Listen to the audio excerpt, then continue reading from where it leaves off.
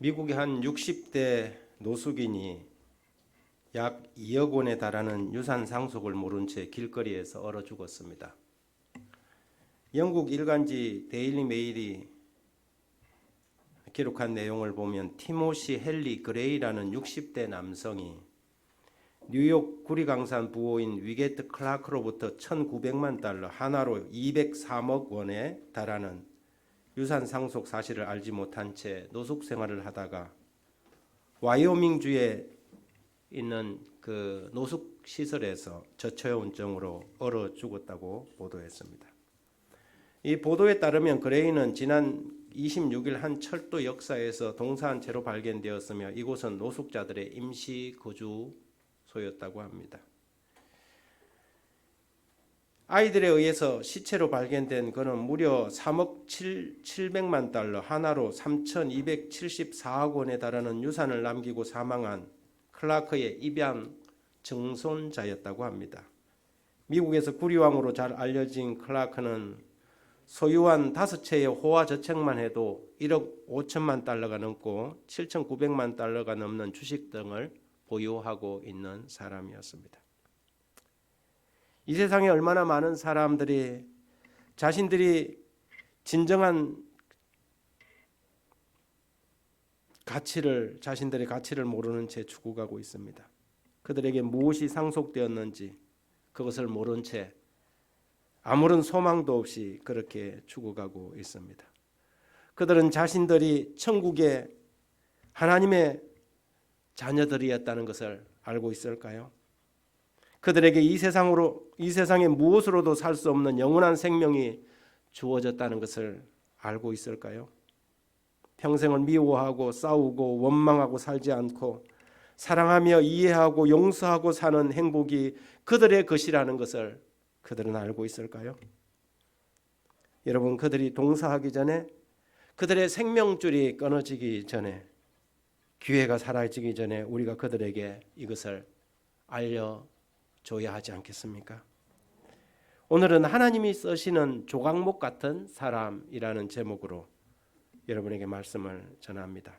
출애굽기에만 이 조각목이라는 단어가 26번 사용되었습니다. 대부분 영어 성경은 이 조각목이라는 단어를 아카시아 나무라고 번역했습니다. 킹 제임스 번역만 원어를 그대로 사용해서 시띠나무라 그렇게 썼습니다. 우리나라 성경에도 나무를 말할 때는 조각목이라고 했지만 장소를 할 때는 시띠골, 시띠이라는 말을 사용하고 있습니다. 아마 그 지역에 아카시아 나무가 많은 장소였던 것 같습니다. 왜 개정 성경이 그것을 조각목으로 번역했는지 잘 알 수가 없습니다. 아카시아 나무를 몇 가지로 유추해 보면 이 시띠 나무는 그렇게 굵지 않아서 아마 조각조각 내어서 붙여서 사용했기 때문이 아닐까 추론하는 사람들도 있고, 더 합리적인 생각은 이 아카시아 나무하고 중국에 가면 그 조각자라는 나무가 있습니다. 그것도 이제 아카시아처럼 가시가 많은 별로 이 볼품없고 쓸모없는 나무인데 중국 사람들이 그 비슷한 나무 이름으로 아마 조각자 나무라고 이렇게 번역해 놓은 걸 한국으로 가져 들어오면서 그냥 조각목이라고 오역한 것은 아닐까 이렇게 생각을 합니다. 여하튼 성소의 거의 모든 기구는 번제단이든 뭐 떡상이든 거의 모든 기구는 조각목으로 만들었습니다. 번제단, 떡상, 분향당, 법궤, 성막의 기구들, 널판지까지 다 조각목으로 만들어졌습니다. 성소의 거의 모든 성구들이 이 조각목으로 만들어졌다면 과연 이 조각목은 어떤 나무일까? 영어 성경이 아카시아라고 번역한 것을 보면 이 시띠나무라고 되어 있는데 이 나무는 사막에서 아주 간간히 찾아볼 수 있는 보기 흔하지 않은 나무입니다. 하나님은 왜 성소의 기구를 그 좋은 레바논의 백향목이라든지 그런 것으로 만들지 않고 참 볼품없고 사막에서 살아가야 되기 때문에 이리 비틀어지고 저리 비틀어진 이 궁상맞은 나무, 왜 하필이면 이 아카시아 나무 조각목을 쓰셨을까? 그 첫 번째 교훈은 그것입니다. 하나님께서는 있는 대로 쓰신다는 것입니다. 고린도후서 8장 11절에 이제 하던 일을 성취할지니 마음에 원하던 것 같이 완성하되 있는 대로 하라고 말씀하셨죠. 하나님은 우리에게 없는 것을 요구하지 않습니다. 하나님은 그들에게 백향목으로 만들라고 말씀하지 않았습니다. 전나무나 잣나무나 그런 것으로 법궤를 만들려고 하지 않고 비록 볼품 없지만 그들이 광야에서 쉽게 구할 수 있는 시띠나무를 사용하라고 하신 것입니다. 하나님이 우리를 부르심에 어떤 어려운 일을 시키기 위함이 아닙니다. 우리가 할 수 있는 일, 너가 가지고 있는 재능 그것, 내가 1달란트만 받았으면 1달란트만 가지고 일하라고 말씀하시는 것입니다. 1달란트 가진 사람에게 하나님께서는 2달란트나 5달란트를 요구하지 않습니다. 하나님께서 우리를 불러 그분의 직임자로 하나님의 일의 사역자로 세우실 때 하나님 나는 가진 게 없어요. 나는 못해요. 이게 아니라 하나님은 너가 가진 그것을 내가 기대한다고 말씀하시는 것이지요. 그러므로 하나님께서 어떤 사람을 쓰시는가? 자기가 가지고 있는 대로 그것이 작은 거면 작은 거대로 큰 거면 큰 거대로 있는 대로 쓰고자 기꺼이 순종하는 사람을 조각목 같은 사람을 사용하신다는 것입니다. 하나님은 우리에게 사명을 주시고 직임을 맡기실 때 우리가 할 수 없는 무엇을 하라고 결코 말씀하지 않습니다. 우리가 할 수 있는 일이라고 믿기에 우리에게 직분을 주시는 것이지요. 이 세상의 드라마를 보면 아주 그 어떤 반전을 할 때 사람이 할 수 없는 어떤 대단한 일을 시킵니다. 그래서 아버지가 아픈다든지 사랑하는 사람이 아플 때 뭘 하느냐 하면 신선들이 나와서 아주 세상에서는 찾아볼 수 없는 구하기 아주 희귀한 것들을 구하는 그런 이 스토리를, 좀 뻔한 스토리를 전개하지 않습니까? 100년에 한 번 날까 말까 하는 그런 열매를 구해서 달에서 먹으면 낫는다든지. 그러나 하나님은 그런 분이 아니시지요. 주님은 우리의 있는 것으로 섬기고 봉사하라고 말씀하십니다. 비록 볼품없고 미약할지라도 작은 것이라도 충성스럽게 섬기면 더욱 큰 것으로 맡기겠다고 하십니다. 있는 대로 하라. 이것이 조각목을 성소의 성구를 만드는 목재로 사용하신 첫 번째 교훈입니다. 왜 하필이면 조각목일까? 먼저 조각목은 겸손한 나무입니다. 조각목은 참으로 볼품없고 쓸모없는 나무지요. 그런데 가장 귀한 하나님의 성소의 기본 재료로 사용됩니다. 조각목 같은 사람은 자기를 자랑하지 않습니다. 하나님의 교회에는 조각목 같은 사람이 많이 필요합니다. 부끄럽기 때문에, 초라하기 때문에 자신의 모습은 철저히 숨기고 하나님의 영화로움만 나타내는 사람, 그런 사람들을 하나님은 찾으십니다. 조각목은 볼품이 없기 때문에 대부분 금태를 두르거나 입혔습니다.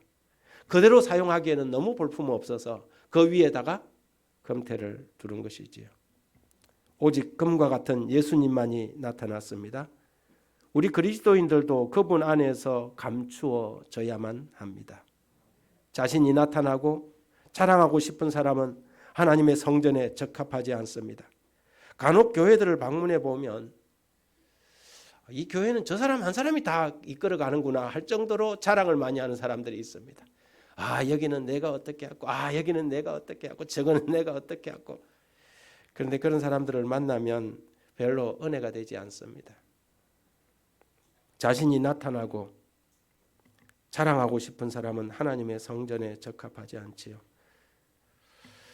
고린도전서 1장 27절부터 29절에 보면 그러나 하나님께서 세상에 미련한 것들을 택하사 지혜 있는 자들을 부끄럽게 하려 하시고 세상에 약한 것들을 택하사 강한 자들을 부끄럽게 하려 하시며 하나님께서 세상에 천한 것들과 멸시받는 것들과 없는 것들을 택하사 있는 것들을 폐하려 하시나니 이는 아무 육체도 하나님 앞에서 자랑하지 못하게 하려 하심이라. 두 번째, 왜 조각목일까? 조각목은 뿌리 깊은 나무이기 때문에 그렇습니다. 우리나라 훈민정음 최초의 서사시, 훈민정음으로 쓰여진 최초의 서사시 용비어천가에 제2장에 2악장에 이렇게 기록되어 있습니다. 불이 깊은 남간 바람에 아니멜세 곧 좋고 여름 하나니 샘이 깊은 물은 가말에 아니 거칠세 내이 이르 발아래 가나니. 뿌리 깊은 나무는 바람에 아니 흔들려 꽃도 좋고 열매도 많다는 것이죠. 샘이 깊은 물은 가뭄에도 그치지 않고 내가 되어서 바다로 흘러간다는 말입니다. 조각목이 사막 지형에서 유일하게 살아남을 수 있는 비결은 그 뿌리 때문에 그렇습니다. 그 나무는 뿌리를 깊이 내리고 있습니다. 이 사막 지역에서 자라는 나무라서 수분을 구하기가 힘들어 그 뿌리가 조각목은 땅 위로 나와 있는 나무의 키의 10배까지 뿌리가 내려간다고 합니다. 뿌리 깊은 남간 바람에 아니멜세 꽃 좋고 여름 하나니. 시띠나무 조각목은 목마른 나무입니다. 스로보닉의 여인처럼 은혜에 목말라서 자신의 체면이나 자신의 자존심 따위는 절대 내세우지 않는 나무입니다. 마태복음 15장 27절에 여자가 이르되 주여 올소이다마는 개들도 제 주인의 상에서 떨어지는 부스러기는 먹나이다. 자기 딸아이의 병을 고쳐달라고 예수님께 찾아온 이 여인에게 예수님께서 그의 믿음을 떠보기 위하여 자식의 떡을 취하여 개들에게 주는 것이 마땅치 않다고 말씀하셨습니다. 그것이 일반적으로 이방인들에 대한 유대인들의 관념이었죠. 그 주변에는 예수님의 제자들이 있었습니다. 그런데 이 여인이 그렇게 대답한 것입니다. 주여 올소이다마는 개들도 주인의 상에서 떨어지는 부스러기는 먹지 않습니까? 은혜에 목이 말라서 그 여인은 자신이 개에게 비유되는 그 말에도 아랑곳하지 않고 자신의 믿음을 그분에게 깊이 내렸습니다. 그런 사람에게 다른 사람의 시선이나 다른 사람들의 평가 따위는 중요하지 않았습니다. 그는 오직 예수님만 바라보고 옳은 일이라고 믿으면 사람이 아니라 하나님 편에 굳게 서는 사람, 조각목 같은 사람, 아카시아 나무 같은 사람, 이런 사람이 하나님의 성전에 필요한 것입니다. 누가 과연 하나님의 성막의 재료로 사용되는 조각목 같은 사람인가? 은혜에 목마른 사람입니다. 그래서 믿음의 뿌리가 깊은 사람, 깊은 곳으로 더 깊은 곳으로 우리 주님에게까지 그 구원의 반석에까지 그 깊은 샘물에게까지 믿음의 뿌리를 내리는 목마른 사람, 그런 사람을 오늘 주님은 하나님의 성전에 쓰시겠다고 말합니다. 여러분, 오늘 우리에게 이런 목마름이 있습니까? 조금만 해보다가 안 되면 그냥 내팽개치고 떠나버리는 그런 얄팍한 믿음의 사람은 아닌가요? 세상의 시련과 바람에 쉽게 흔들리고 무너지는 갈대 같은 사람은 아닌가요? 오늘 시띠나무는 우리에게 이렇게 말합니다. 나처럼 볼품없고 나처럼 쓸모없는 그래도 뿌리 깊은 나무, 그분의 은혜에 목마른 사람이라면 누구든지 주님께서 귀하게 쓸 수 있다고 말합니다. 목이 타들어가고 시련의 모래바람이 거세게 몰아와도 먼지를 뒤집어 쓰고라도 더 깊이 더 확고하게 은혜의 물줄기를 찾아서 뿌리를 땅속 깊이 내리는 시띠나무 조각목처럼 은혜의 샘 되시는 그리스도에게 믿음의 뿌리를 내리는 세울산 성도들 되길 바랍니다. 그런데 종종 이 사막에서 말라 죽는 시띠나무들이 있습니다. 그런 강력한 생명력으로라도 깊이 뿌리를 내린 시띠나무가 왜 말라 죽는가? 학자들이 시띠나무를 연구해 보니 영락없이 말라 죽는 나무에는 가시덤불이 달라붙어 있었습니다. 가시덤불은 뿌리가 없어요. 뿌리가 없으니까 이 가시덤불이 시띠나무에 달라붙어서 시띠나무에다가 이 뿌리를 내리고 시띠나무의 영양분을 빨아먹는 것입니다. 시띠나무가 수명을 다해서도 아니고 병충해 때문도 아닙니다. 더욱이 더위나 추위 때문은 아니죠. 그것은 치렁치렁 달라붙은 가시덤불 때문이었습니다. 이 사막의 가시덤불은 토양의 뿌리를 박지 않고 자생 능력이 없어서 시띠나무에 뿌리를 박아서 양분을 흡수합니다. 가시덤불이 그래서 무성하게 되면 시띠나무는 과다한 영양을 빼앗겨 결국 죽고 맙니다. 시띠나무가 죽게 되면 가시나무도 죽습니다. 시띠나무에 기생하는 가시덤불은 시띠나무를 죽이고 자신도 죽고 마는, 그래서 같이 공멸하는 나무입니다. 여러분, 의존성이 강한 가시덤불 같은 사람이 되지 마십시오. 사람에게 기대서, 사람의 의지에서, 내가 좋아하는 어떤 사람에 기대어 갖고 신앙을 하는 사람은 어리석은 사람입니다. 그 사람은 남의 신앙도 주눅들게 하고 영양분도 빨아먹을 뿐만 아니라 결국에는 서로를 공멸하게 하는 그런 신앙의 사람이지요. 우리의 뿌리를 우리는 사람이 아니라 하나님께 내려야 합니다. 예수 그리스도에게 내려야 합니다. 목사에게 기대고 장로에게 기대고 부모에게 기대는 그런 신앙은 마침내 말라 죽는 신앙입니다. 그러므로 가시덤불처럼 되지 말고 남의 신앙에 뿌리를 박지 말고 오직 주 예수 그리스도에게 뿌리를 내리는 시띠나무 조각목 같은 사람 되기를 간절히 바랍니다. 왜 조각목인가? 조각목은 못생긴 나무입니다. 조각목은 잘생긴 나무는 아니지만 나름대로 메마른 사막에서 수분을 지키며 자신을 지켜내는 나무입니다. 그 나무는 잎이 무성하지 않습니다. 잎이 무성하면 사막에서 수분 증발이 많기 때문에 아주 작고 적은 잎들로 이루어져 있습니다. 조각목은 잎이 무성한 무화과 나무와는 다릅니다. 겉만 번지르하고 잘라서 썰려고 하면 이내 비틀어지는 그런 나무가 아니라 온갖 악조건에서도 더 이상 비틀어지지 않는 못생긴 나무, 그 나무가 조각목입니다. 못생긴 나무가 산을 지킨다고 하지 않습니까? 비록 온갖 풍상 속에서 휘고 굽고 비틀어졌지만 갈고 닦으면 하나님의 율법을 복원하는 이스라엘 12지파의 떡덩이를 바치는 설만한 그런 법궤와 떡상을 만들기에 충분한 조각목. 그래서 조각목이 사용되는 것입니다. 여러분, 조각목 같은 사람들이 되십시오. 못생겨도 산을 지키는 나무가 되십시오. 못생겨도 교회를 지키는 조각목 같은 성도들이 되십시오. 겉만 번지르하고 말만 앞세우는 사람, 잎만 무성한 나무가 아니라 어떤 어려움이 와도 산을 지키고 교회를 지키는 그런 사람, 그런 주님의 정원의 나무 되기를 간절히 바랍니다. 한국 산에도 그런 나무들이 있습니다. 그래서 어쩌면 그 산 전체가, 그 산 전체의 가치가 이 나무 한 그루에 의해서 달라질 수 있는 그런 나무.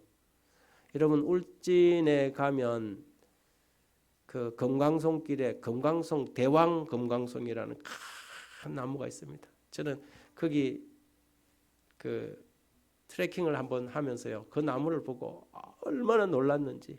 그 나무가 아마 뭐 수백 년, 천년 이렇게 아마 그 산을 지켜왔을 것입니다. 큰 나무입니다. 온갖 풍상에 맞아서 이리 비틀어지고 저리 비틀어지면서도 넘넘하게 서 있는 나무를 볼 때 어쩌면 이 산 전체가 저 한 나무의 때문에 가치가 있는 그런 나무죠.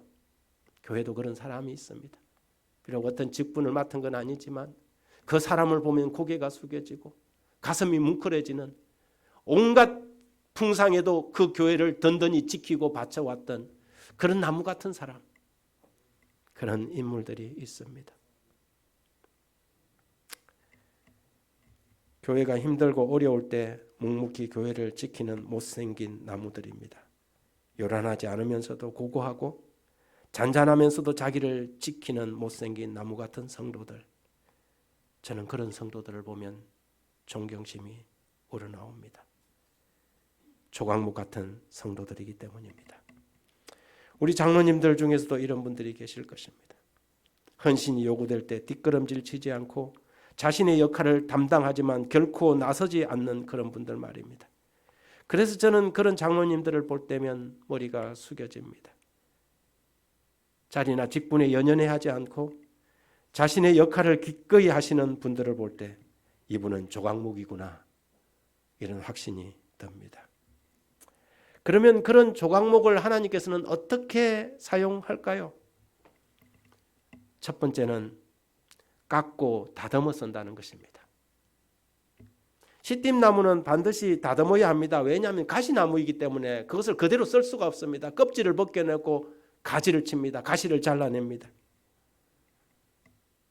조각목 같은 우리가 하나님의 성소의 기구로 사용되려면 먼저 우리의 기준이 아닌 하나님의 기준에 맞춰야 합니다.